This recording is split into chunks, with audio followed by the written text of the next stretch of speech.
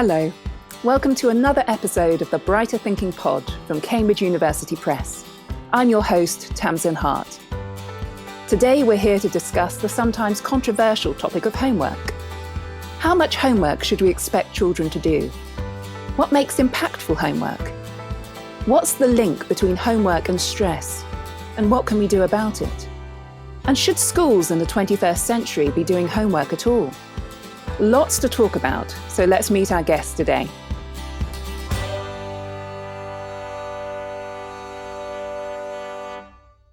Firstly, I'd like to welcome Cathy Vatterott to the show. Cathy is a professor at University of Missouri, St. Louis, and a former middle school teacher, author of Rethinking Homework, who goes by the name The Homework Lady in the US. Cathy, how did that name come about?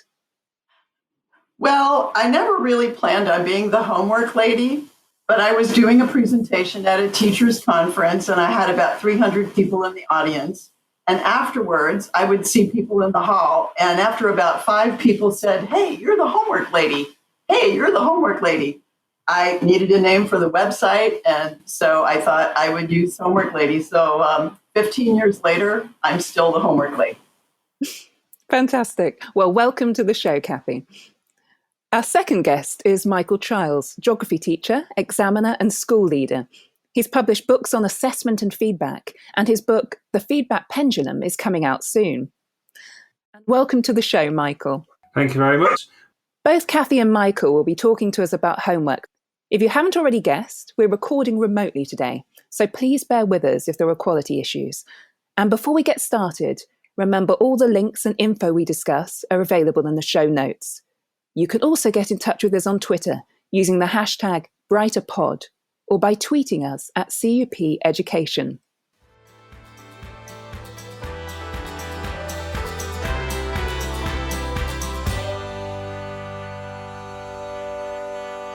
And that leads us to one of our key questions. What makes for good homework?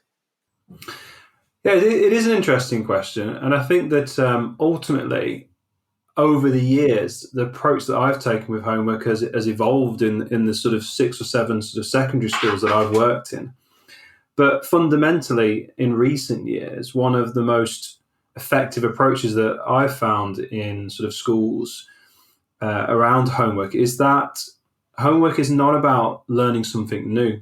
It's not about sending pupils off or students off to investigate something or to learn something that they've not actually been exposed to in the classroom, but actually creating opportunities for them to see home learning as a revisit, a review, and almost like an extension of something that they have already been exposed to. Because if we send them off on something new, they can often come back with a sort of almost like a fragmented understanding of what it is that they may have been sent off to investigate or to look at or to research, when actually the most effective homeworks that I've sort of come across in recent years is where they're having the opportunity to review knowledge, to strengthen that knowledge that they've previously been taught, and to deepen that understanding of those concepts or processes that they've already learnt in lesson. And why do you consider that particular homework so successful? Because it's that idea of reinforcing those previously taught concepts. And if we take the sort of whole sort of research around the cognitive load theory and how students or pupils learn over time, it is about strengthening that long-term memory. So by creating those opportunities to review knowledge, and that could come in different forms. So there's lots of opportunities for online homeworks that allow sort of constant review of knowledge. There's opportunities that I've used in numerous schools where it's by students creating their own sort of effective use of flashcards for homework and then using the Letner system to actually utilize those flashcards at home. And also about condensing knowledge. And I talk a lot about that in the first book that I wrote around sort of crafting assessment. That first part, that C, is that condensing of knowledge. Giving them the opportunity to go home and create some powerfully condensed notes that can then be used throughout the academic year in preparation for whether it would be some formative assessments or some summative assessments in that academic year has been quite powerful. And I think that whilst we are talking about homework, the important bit is that homework isn't disconnected from what they're doing day to day in school, and actually bringing that home learning back into the classroom is actually really powerful too. Lovely, thank you. You mentioned the Lettner system there. Could you explain a little about what that is? Yeah, so it's a learning strategy that students can use at home, and it's about them creating a series of boxes. So they have 5 different boxes, and those boxes are allocated a time frame. So, for example, one box might say 1 day, the next box say 3 days, then 5 days, then 1 week, and so forth. The idea is that as they are learning something, and let's say they're usually it's using a series of flashcards, so they test themselves on a flashcard. If they get it correct, they put it into the next box. So they've started on day 1, they then put it into the 3 days box, so like in 3 days. And then they keep doing that and moving along the 5 boxes so that the time frame increases, that they then revisit that particular flashcard that they're looking at. If they get it wrong, let's say they, in 3 days' time where they got it right, they then get it wrong, they move it back to day 1. And the idea is that that's helping them to space out that recall of information over a series of time, and helps them to move it between those different time frames. But it's really important that if they get it wrong, they move it back. Brilliant, thank you.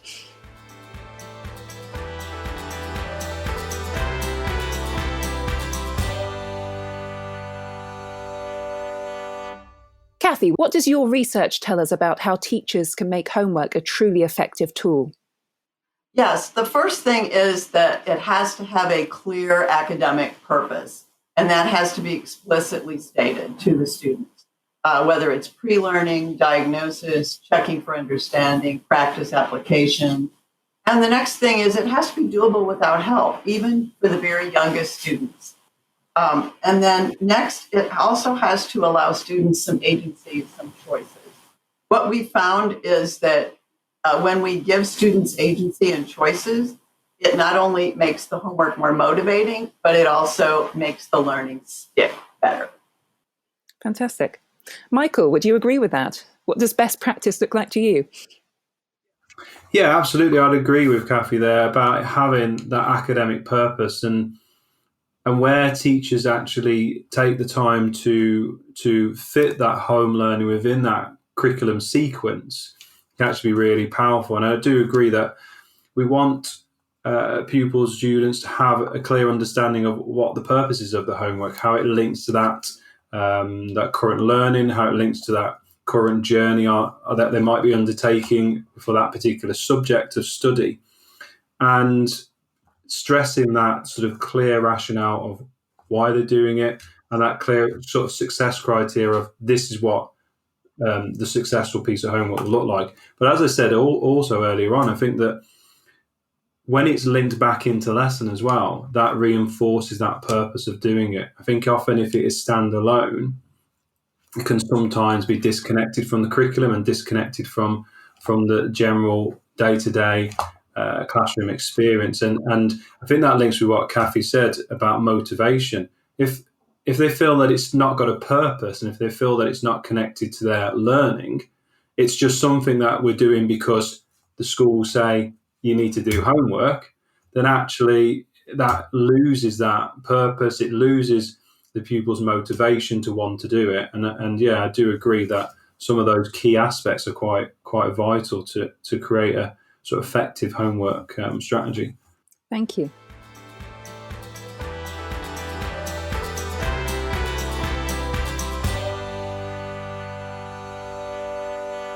Right, it's time to address that buzzword, flipping the classroom. What does this mean, Michael? Well, flipped learning is quite a controversial term in sort of UK educational terms. However, it's that idea of, and I think that I've seen it in a number of schools, whereby prior to teaching something, that pupils are given the opportunity to look at those concepts or processes within that particular topic of study. And there are some advantages to that. And I think that maybe at times the negatives associated with it can often mean that it's overlooked and maybe something that's not necessarily utilised effectively within schools and by teachers. But I think that it's actually helpful as a sort of diagnostic tool to say, well, what do my pupils know before I actually start teaching them within the classroom? Give me almost like a gauge, a barometer of where they're at. And that is crucial, because often we can go into teaching something new and be quite lost, almost like swimming against the tide, because actually it takes a while to really understand and appreciate where pupils are at in terms of their knowledge and their understanding of particular subjects. But actually, if we give them the time to sort of do some flip to learning prior to starting something new, it can actually be quite powerful to sort of explore their maybe prior knowledge, their misconceptions, and actually help to sort of unravel those misconceptions within the lesson itself.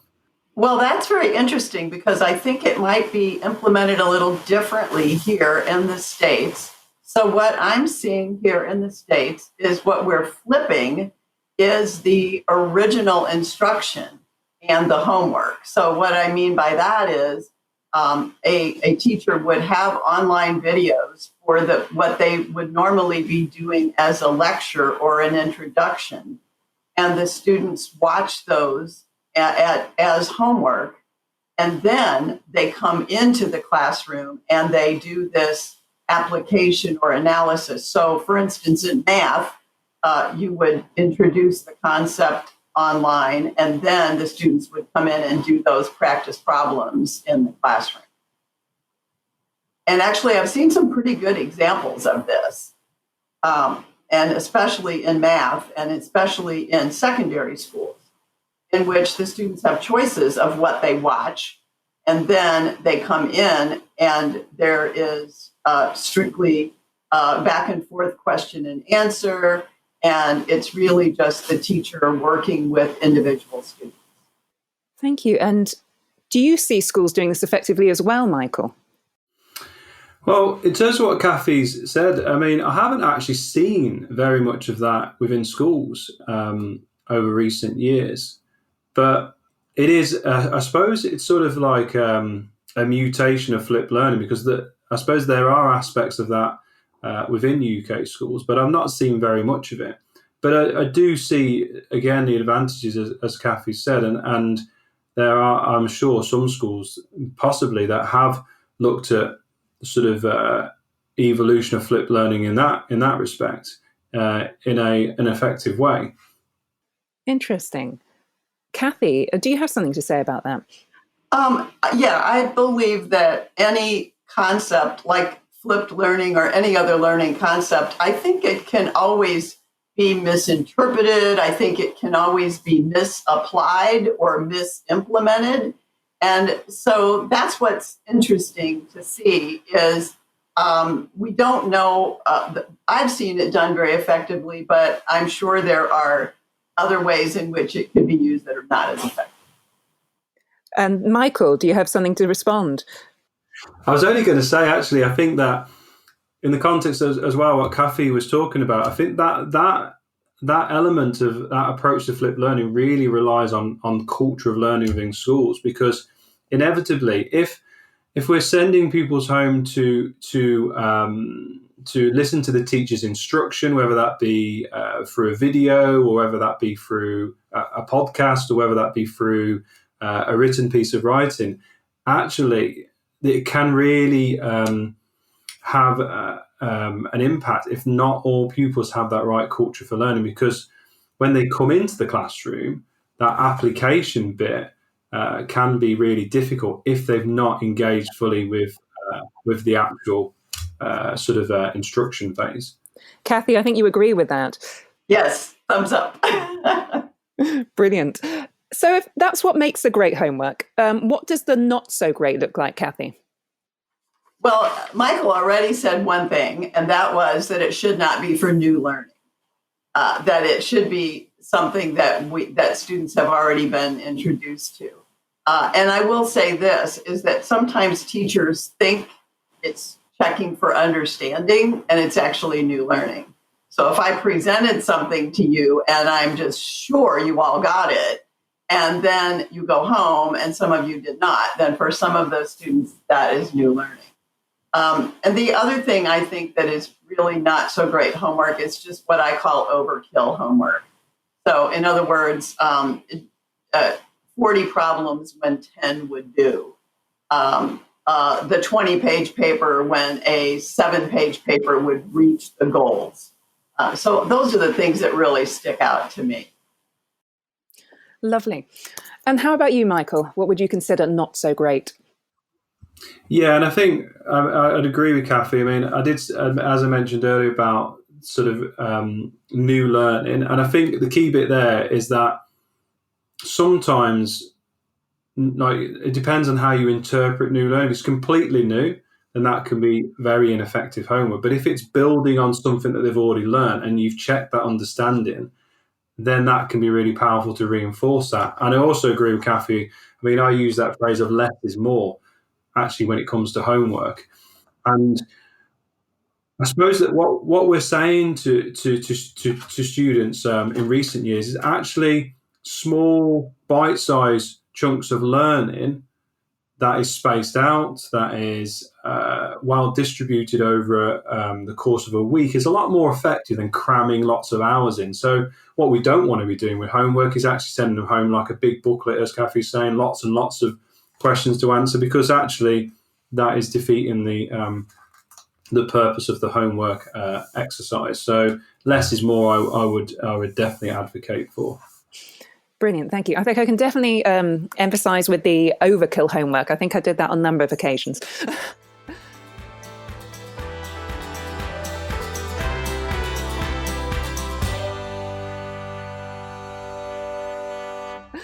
Okay, so that's what the research says. We know that parents often have their own opinions about homework. Sometimes there's too much, sometimes there's too little. What should a teacher do to help explain why they're adopting a particular homework approach? What do you think, Cathy? Well, the first thing teachers need to understand is they won't please everyone, that these parents are going to be different. And I think the first thing is to lay out to parents why you are making the decisions you're making. That this is why I think this particular homework is appropriate. This is the amount I think is appropriate. And again, make sure that that learning goal is on every assignment. So so parents can't say, why are we doing this? But I have some other ideas too. And that is, I think we could get a lot of mileage out of what I call time-based homework. And I say that homework can be time-based and not task-based. And I say this as the parent of a child with learning disabilities, and it took my child 40 minutes, and then another child it might take 5 minutes. So I think that is one thing that would be really helpful. And then I think to differentiate when parents want it. If the parents think the homework is excessive, have them document the time. And if parents say, I don't think my child should be doing more than this amount, then I think we need to defer to the wishes of parents. On the other end, the parents that say, my child doesn't have enough homework, I have an answer for that. Schools will come up with challenge packets or websites or things that they think can extend that child's learning if a parent wishes to extend that learning. And that's kind of what we're seeing, is that schools are almost differentiating homework now for parents. Cathy, you mentioned challenge packets there. What are those? A challenge packet are activities that are more challenging than what the students have been doing. So, for instance, higher level math or harder reading than they had been doing for the students that are finding the homework very easy. Brilliant, thank you. And Michael, what do you suggest? Yeah, I mean, I would agree with what Cathy is saying there, and I'd also add that sharing with, like Cathy said, sharing with parents the reasons to why homework is important, the purpose of it, just as we share with the students. This is the purpose of the homework. This is why you're doing it. This is how it's going to support you. Sharing that with parents as well. What we've actually done at a previous school, which worked really well, was really effective, was to get parents in with their child for an evening. It was almost like a parental workshop and a series of workshops where they went around 20, 25 minutes with different subjects, and those subject specialists taught about their subject, talked about their homework, talked about the best approaches within their subject, and actually got the child and the parent to work together in those workshops for sort of 5 or 10 minutes to model how the parent can actually support their child. Because what I've often found is it's not actually, I mean, as we know, every parent wants to support their child to be successful. But actually, it's not about that they don't want to support them, it's they don't know how to support them. And therefore, if they don't know how to support them, they then don't have that buy-in with the school, with the homework. Because what happens, and I mean, I've got a 16-year-old and I've got a 14-year-old. And I know that if they get very frustrated with their homework because they can't do it, because it's too difficult, because as we said, there's too much of it, or there's no purpose, there's no direction, they don't understand what they're doing, they get very high rate. And then they come to me, they get high rate. I get a bit stressed as well, and it all mounts up. And I'm like, just forget about this homework. You're not doing it. It's just too much hassle. Send it back to the teacher and get them to explain it properly. So actually, if we take a step back, build those bridges, build that relationship, build that rapport with parents, share the purpose, help them and equip them with strategies to actually support their child, that's going to actually create more of a sort of collaborative approach to home learning. And actually, what I've found by doing that in some schools is parents are on board, they support. And I will also agree with that sort of time aspect. Lots of schools get really bogged down with a timetable. You need to spend X number of hours a week on, when actually sometimes that's not necessarily effective. But actually, for that piece of homework, for that particular week, suggesting a time frame, suggesting a time period can actually be really effective. And what also you want to avoid is some very conscientious students will spend hours on a piece of work that actually should only spend half an hour or so, and others will spend 5 minutes on it and don't get the value from it. So I think that time framing is also quite important, as Cathy said. Thank you. Cathy, what do you think about that?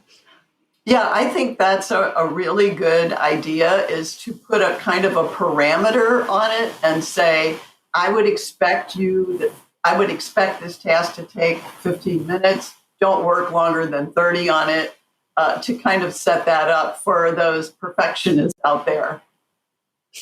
And to extend this, Cathy, how do you think schools should tackle parents that succumb to the temptation to help out? Well, whenever I'm doing an in-person interview, I always put the word helping in air quotes, because many of our parents, it's way more than helping. And I think that comes from an honest place. I think, first of all, it comes from the fact that we've not made their role clear.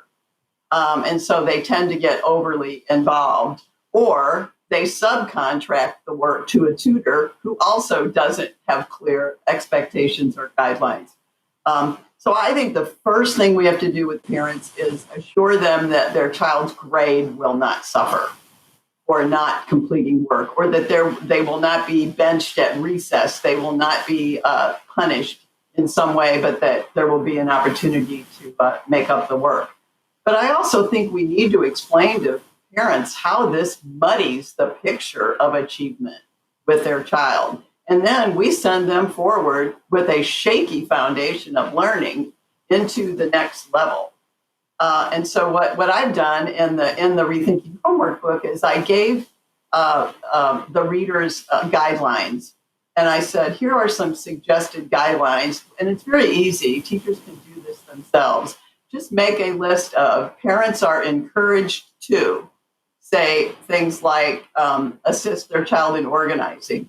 Parents may, if they wish, look at the work or give feedback on the work. and parents should not, and then say attempt to teach concepts the child does not understand, should not complete the assignments for them, should not allow them to sacrifice sleep. So I think that is a real easy way we can make things more clear for parents. Lovely. Michael, how would you tackle that? Yeah, I agree. And I think it goes back to what I said earlier on, actually explaining the role of the parent in the homework, as Cathy said, is really important. Actually flip it around, because if the homework is all about reviewing, consolidating previously learnt knowledge, then more often than not, what I've found is that the pupils are engaged in it, and therefore they're not seeking help from their parents, because it's not out of reach to be able to do that piece of homework. It's not completely disconnected where they're just completely lost and they can't do it at all. So that really helps. And then actually flipping the role of the parents. So the role of the parents to help support that review and consolidation. So one of those powerful strategies that we've tried is whereby in those workshops, okay, so you've been learning about different processes in geography. We want to reinforce, consolidate those processes and understanding. So part of your home learning task is create some really effective revision cards. Then you're going to have a go using the Lettner system. But as a parent, okay, what you can do to support is actually you can take those revision cards and you can actually review that with them by actually testing them on those different processes, because they've done the answers, they're there, it's correct, and there's that sort of support from home too about being involved in that whole process, and I think that's more powerful.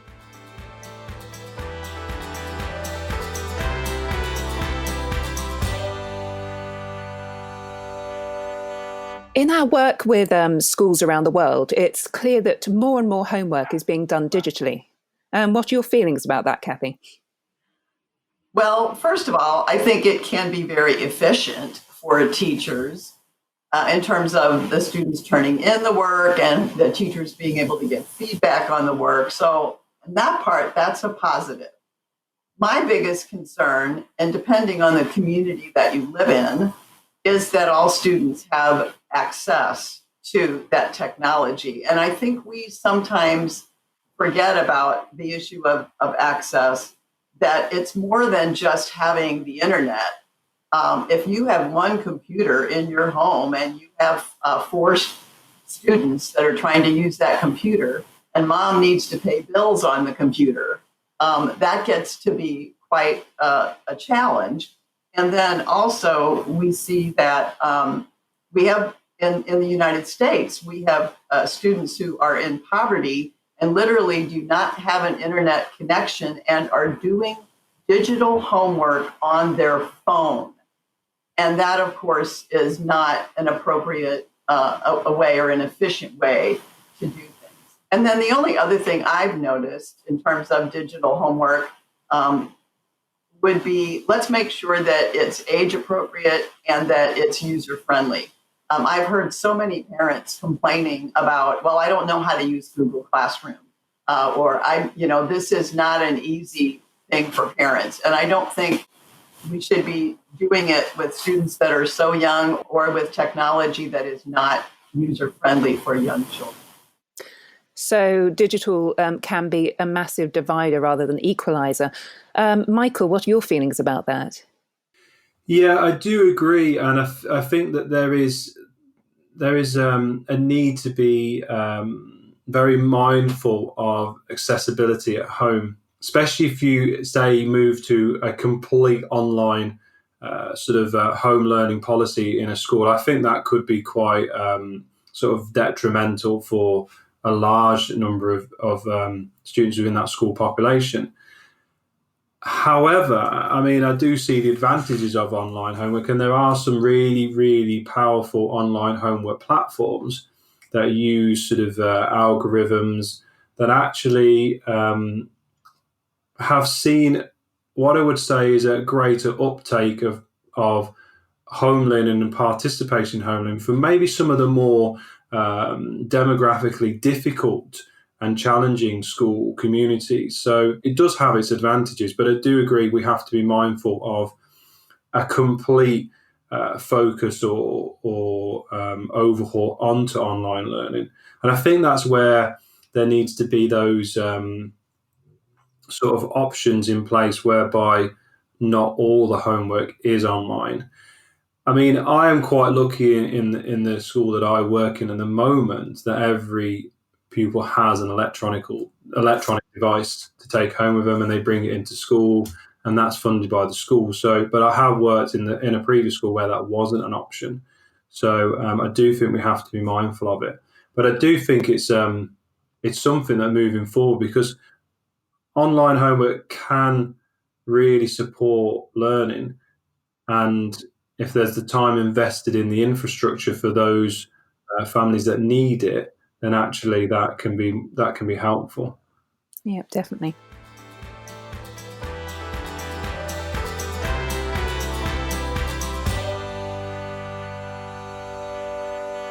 And I guess it would be ridiculous not to address the question of COVID-19 and the massive impact that 2020 is expected to have on attainment.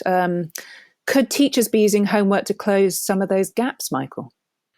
Yeah, absolutely. I think there's plenty of opportunity if homework is about reviewing and consolidating knowledge from previously learnt concepts and processes in a subject. There's definitely an opportunity there to use home learning to sort of, if you like, help to support closing those knowledge gaps. And I think, I mean, it's little things like if there is the use of multiple choice questions can be quite a powerful piece of homework as well, to check for understanding and to check for any knowledge gaps that might have developed. And that's a really quite low stakes homework to do. And I think that's something we haven't actually mentioned, actually, that really powerful pieces of homework are low stakes, and it reduces that anxiety that's associated with any sort of learning that pupils have. I mean, sometimes I think we can send pupils home to do a piece of work that has high stakes attached to it and creates high level of anxiety, and that's not conducive for learning. So I do think it's really, really good opportunity, but I also think that if it's going to actually work to support closing any gaps that people may have as a result of the current pandemic, there needs to be frequent checks for understanding every week within lessons as well, because ultimately you could end up with pupils doing homeworks that actually is not closing any gaps. It's just reinforcing things that have already been learnt and sort of understood. Yeah. And Cathy, do you think we can close those gaps with homework? I do. And one of the things that I think we need to work on is understanding that those gaps are going to be spotty, and they're going to be different gaps for different students. So a student that may have checked out and not be engaged. So I think the only way for us to really do that is to do what Michael was saying about a low stakes diagnostic sort of work with homework. That no, for this particular time, it is not about practice, but it's about diagnosis. And here's a low stakes test, and maybe we're going to go back. If you have a grade 6 group of students, maybe you're going to go back and test them at grade 5. You're going to ask for that feedback at a lower level. But then I think we need to go one step further with that to individualize that homework. And when a teacher says, well, how am I going to have time to do that? We're going to have time to do that because we're going to give the students the goals, and we're going to let them work with us on what kind of task they might do. In other words, go back and give the students, again, more agency and more control over what they need to learn.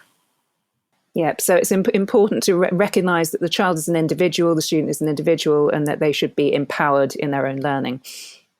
How do you feel about that, Michael? Yeah, absolutely. And I've written a lot actually in the new book about self-regulation and self-regulated feedback. And that can be really powerful. And I do agree that sometimes homework can, especially in this current climate, homework can be just done because it's part of a homework policy. I need to set a piece of homework this week because that's what leaders in school have told me to do. But then there's no sort of real purpose to it or sort of alignment to where the pupils' gaps are. And like Cathy said, it's not any particular extra work for teachers. What it is actually helping to do is reduce that work and that sort of associated time that then needs to be invested in maybe the reteaching of any concepts or processes that they may not have understood. But self-regulated feedback is powerful, but at the same time, it can be done really badly in the sense that if there's not the right guidance and students aren't given the right sort of direction how to self-regulate the feedback, they could just end up ticking any box to say they understand it when they actually don't. So I think that is really important that we model that process to students and give them time to practice it as well, so it becomes a powerful tool. So you're essentially showing them what a good one looks like in that regard. Yeah, so to some respects, yeah. And I think it comes back to an understanding of the difference between knowledge and application of knowledge. So, and often that's kind of gets lost because we can do lots of application of knowledge, but unless pupils actually have the knowledge set and understanding of the disciplines within the subject, they can't apply the knowledge. So I think what a good one looks like tends to come more into application of knowledge. But in terms of what does good self-regulation look like? How can you do it effectively? What are the key steps to it? Then yes, demonstrating and modelling that can be really powerful. Cathy, what do you feel about modelling and self-regulation? I think it's a huge part of learning that we've not paid enough attention to, and I think that that teachers don't necessarily know how to do it. And I think that is one thing that we could work on. Brilliant. Thank you. Well, thank you very much to Cathy Vatterott and Michael Chiles for being here with us today and taking time out of their busy schedules. Cathy, where can people find out more about you? Well, they can go to my website, which is homeworklady.com. And from there, they will have links to purchase books. They will also have handouts and articles I've written. They can also email me directly from the website. Brilliant, thank you. And Michael, where can people find out about you? Yeah, so they can follow me on Twitter. I use most of my sort of sharing of strategies, ideas, and sort of research evidence that comes out of the books that I've written. I usually share on there, so they can follow me on Twitter at @m_Chiles, and they can also follow me through directly through my publisher, which is John Catt Publication. Lovely. And time for one last thought. If you could set our listeners any homework for tonight, what would it be? I'll start with you, Michael. It would be, I think, around taking a step back and reflecting on what is the purpose of their homework. Why are they setting that homework? What are they aiming to achieve by giving it to their pupils? Brilliant. And Cathy, what about you? I would like to see teachers do some surveying of their students and their parents. And they can find surveys on the website, but basically about how much homework students are doing, how long they're taking, how valuable they think it is, and what teachers might do to reduce that stress. And then for the secondary teachers, I have an article on my website that's called "The Teens Are Not All Right," which is my newest area of research on teen stress. So that's a focus on teen stress, and that's a really important issue at the moment, especially.